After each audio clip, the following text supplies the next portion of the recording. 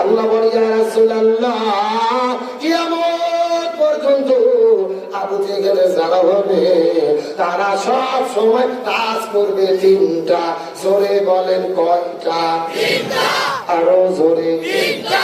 এই তিনটা কাজ থেকে বোঝা যাবে পাবনা জেলাতে আবু জেহেল আছে না নাই? আগে আছে বলেন না, আগে শোনে, শোনার পরে মিল করবে। কয়টা কাজ করবে? আরো জোরে বলেন। রাসূল বলেন আল্লাহ ওই তিনটা কাজ করে কি কি দয়া করে বলেন তো দেখি।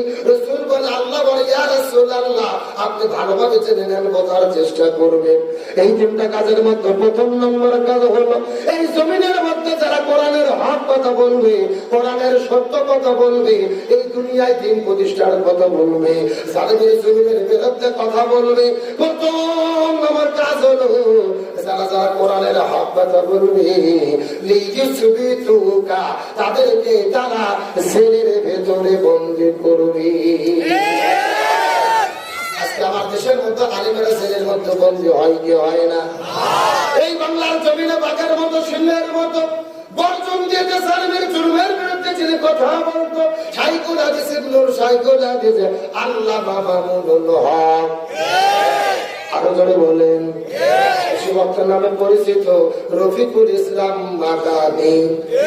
আমার প্রিয় ভাই মুফতি আমির হামজা কোরআনটা বের করে করে পারা পৃষ্ঠা লাইন ধরে ধরে যিনি কোরআন থেকে ব্যাখ্যাতে কথা বলতো, ওই যে কোরআনের পাকে সেই মানুষটা অর্ধশত বছর ধরে কোরআনের মাহফিলে আলোচনা করলো, যারা আলোচনা শোনার পরে হাজারো মানুষ কালেমা পড়া মুসলমান হয়ে গেল, সেই মানুষটা কাবাঘরের মধ্যে ঢোকে নামাজের অনুমতি পাইল, সেই মানুষটার কপালে কাবাঘরের মহাবা শাইখ আব্দুর রহমানের সুদাইসি সুমো খাইল রে।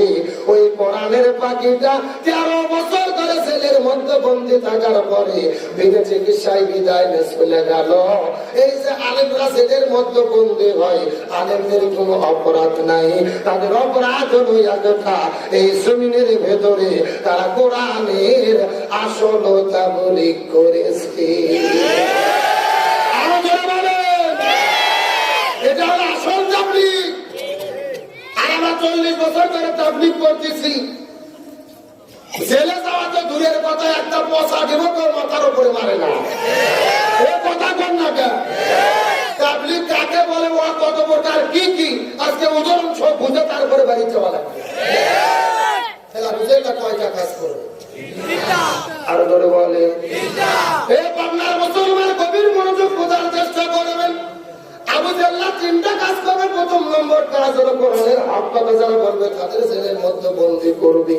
2 নম্বর কাজ হলো আলেমদেরকে জেলে বন্দী করার পরে তাদেরকে যদি দিনের পথ থেকে ফিরানো না যায়, ইসলামের পথ থেকে ফিরানো না যায়, কোরআনের পথ থেকে ফিরানো না যায়, ইসলামী আন্দোলনের পথ থেকে ফিরানো না যায়, 2 নম্বর কাজ হলো প্রয়োজনে তারা তাদেরকে হত্যা করে বিদায় করে দেবে।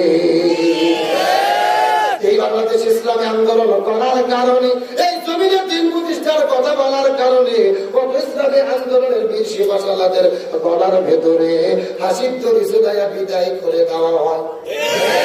1 নম্বর জেলবন্দি করবে, 2 নম্বর হত্যা করবে, 3 নম্বর কাজ হলো এই জমিনের মধ্যে সেই আলেমদের জনপ্রিয়তা বেড়ে যাবে, যাদের মাহফিলে হাজার হাজার মানুষের উপস্থিতি ঘটবে, যাদের মাহফিলে লক্ষ লক্ষ যুবকেরা দৌড়ে দৌড়ে যাবে, এই সমস্ত আলেমদেরকে তারা দেশের মধ্যে থাকতে দেবে না। তাদেরকে তারা দেশ থেকে বের করে দেবে।